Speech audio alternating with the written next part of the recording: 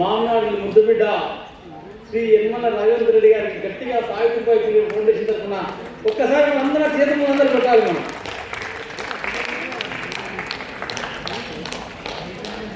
మిత్రులారా, అడిగిన వెంబడే రాత్రి మీకు 8:05 ఒక జీవో వచ్చింది.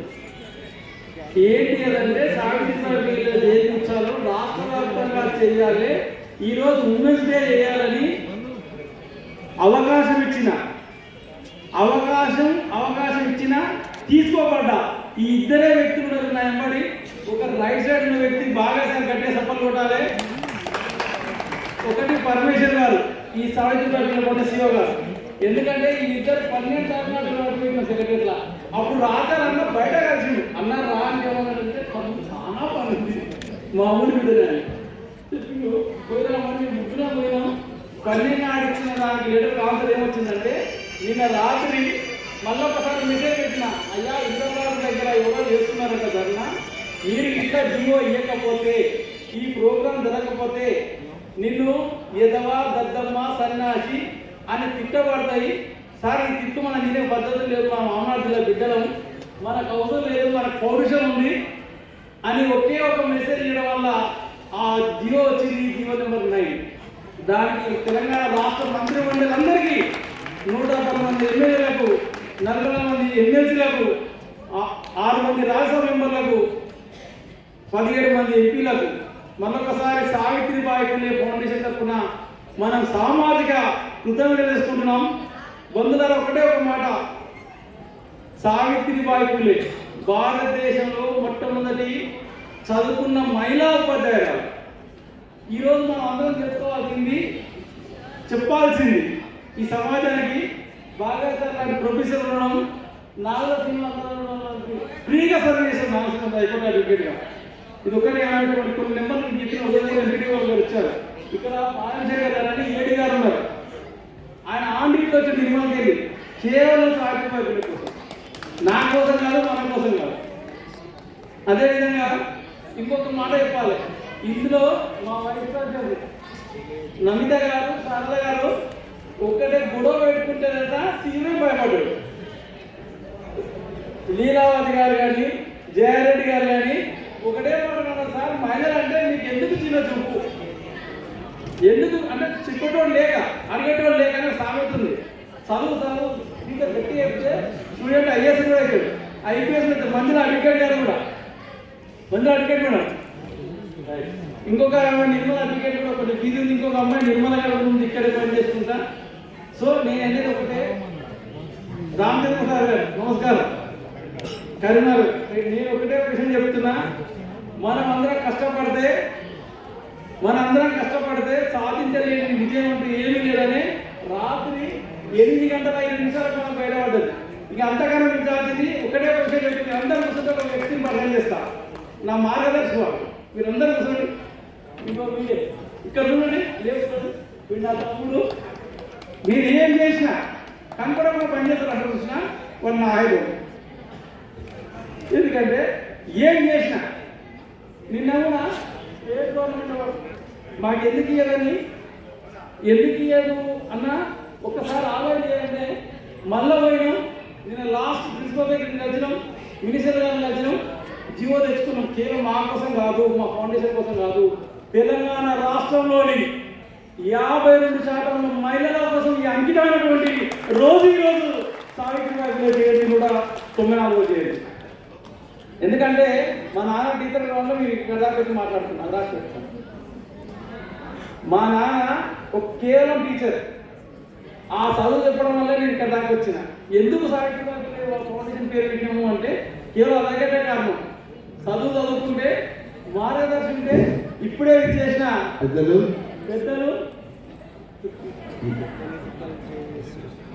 ది డైనమిక్ లీడర్ తెలంగాణ ముద్దుబిడ్డ తిరుమలేశన్న గారికి స్వాగతం, సుస్వాగతం.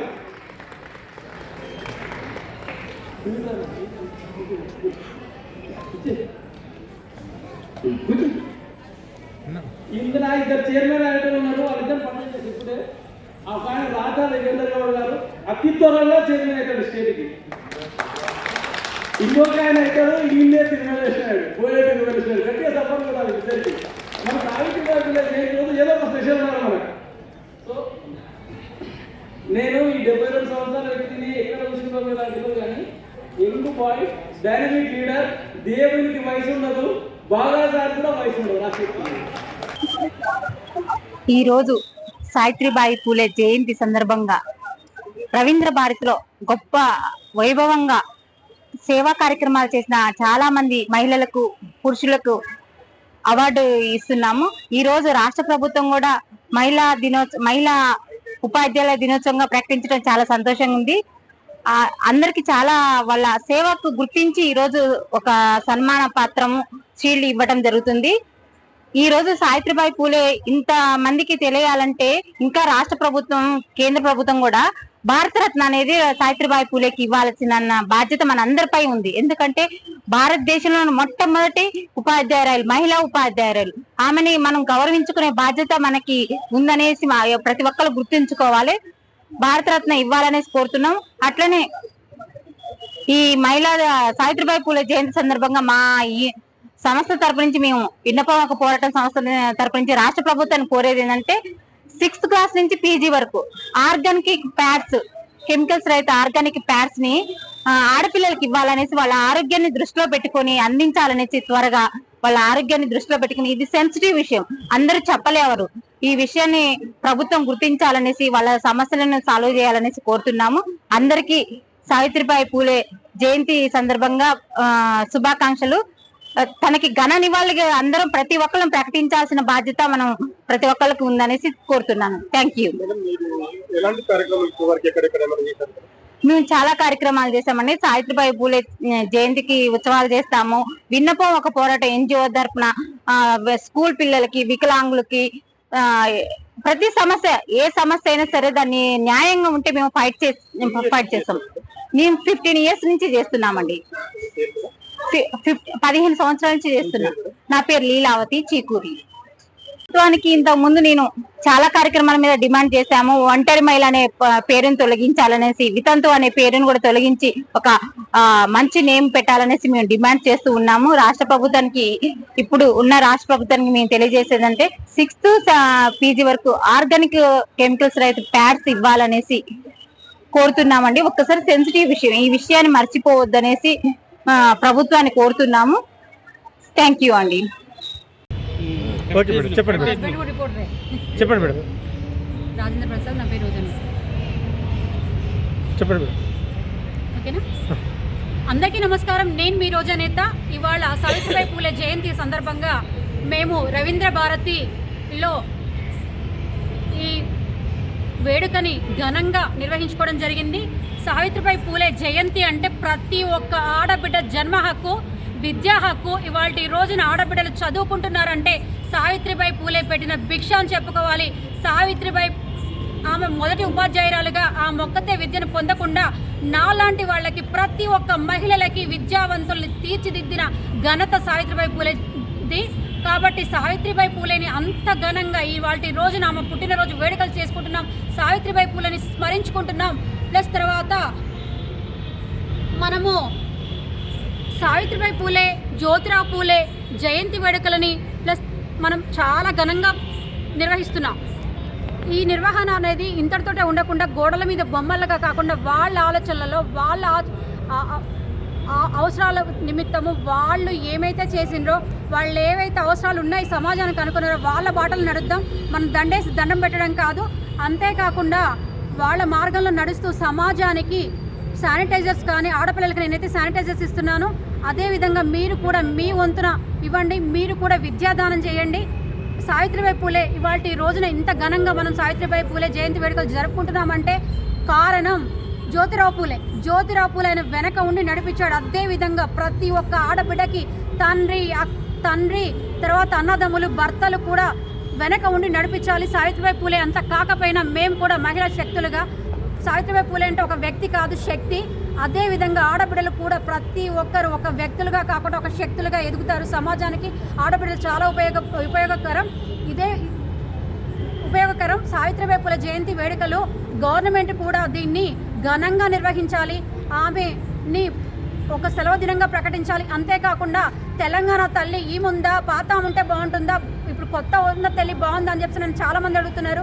కొంతమందికి ఇంటర్వ్యూ ఇవ్వడం కూడా జరిగింది. నేను ఒకటే చెప్పదలుచుకున్నాను, ఎస్సీ ఎస్టీ బీసీ మైనార్టీ బిడ్డగా నేను ఒకటే చెప్పదలుచుకున్నాను, నా తల్లి, నా తెలంగాణ తల్లి సావిత్రిబాయి పూలే ఉంటే బాగుంటుంది అనుకుంటున్నాను. ప్రతి జిల్లాకి, ప్రతి గ్రామానికి, ప్రతి ఊరికి ప్రతి ఒక్కరు విగ్రహాన్ని స్థాపించడానికి మేము ముందుకు వస్తామని ఈ సందర్భంగా తెలియజేసుకుంటూ నేను వచ్చేసి ప్రభుత్వాన్ని ప్లస్ కేంద్ర ప్రభుత్వాన్ని కూడా నేను ఒకటే వినియోగించుకుంటున్నాను. కులాలని మతాలను రెచ్చగొట్టకుండా ఆమె సావిత్రిబాయి పూలే అనేది చదువుల తల్లిని చదువు తల్లిగా చూసి ఇందులో కులాలని మతాలని రాజకీయాలని ప్రభుత్వాలని లాగొద్దు. దయచేసి తెలుగు తల్లిని సావిత్రిబాయి పూలేని ప్రకటించి ఆమె విగ్రహాన్ని స్థాపించాల్సిందిగా కోరుకుంటున్నాను. తెలుగు తల్లి తెలియని తల్లి, సావిత్రిబాయి పూలే చదువుల తల్లి, తెలిసిన తల్లి. కాబట్టి సావిత్రిబాయి పూలే తల్లిని స్మరించుకుంటూ సావిత్రిబాయి పూలే తల్లి విగ్రహాలని ప్రతి చోట, ప్రతి జిల్లాలో, ప్రతి గ్రామంలో రావాలని చెప్పేసి కోరుకుంటూ ఆమె ఆశలను గౌరవించిన, ఆమెను తీర్చిదిద్దిన జ్యోతిరావు పూలే గారికి పాదవందనం తెలుపుకుంటూ ప్రతి ఒక్కరు కూడా అదే మార్గంలో, ఆమె మార్గంలో నడవాలని చెప్పేసి కోరుకుంటాను. నా నెంబర్, మీరు ఎవరైతే నేనైతే సమాజం కోసం పాటుపడుతున్నాను, శానిటైజర్ డొనేట్ చేస్తున్నాను ఆడబిడ్డలకి. నా నెంబర్ 8309329708. మీరు కూడా ప్రతి ఒక్క బిడ్డని, ఆడబిడ్డల్ని, అనుకూలంగా ఉన్న వాళ్ళని, చదువుకోలేని పరిస్థితిలో ఉన్న వాళ్ళని చదివించండి. మీ వంతు సహాయం చేయండి. Thank you. ఈరోజు రవీంద్ర భారత్లో సావిత్రిబాయి పూలే ఫౌండేషన్ ఆధ్వర్యంలో మహిళా 194 జయంతి ఉత్సవాల్లో మీకు పాల్గొన్నారు. మీరేం చేస్తారు? నా పేరు కల్పన దత్తా గౌడ్, నేను సోషల్ యాక్టివిస్ట్ని. ఈరోజు రవీంద్ర భారత్లో జరుగుతున్న 194వ సావిత్రిబాయి పూలే 194వ జయంతిని పురస్కరించుకొని ఇక్కడ ఈ ప్రోగ్రామ్ ఆర్గనైజ్ చేస్తున్నారు సావిత్రిబాయి పూలే ఫౌండేషన్ వారు. ఈ ప్రోగ్రామ్ ఆర్గనైజ్ చేయడానికి ఇక్కడికి వచ్చాను.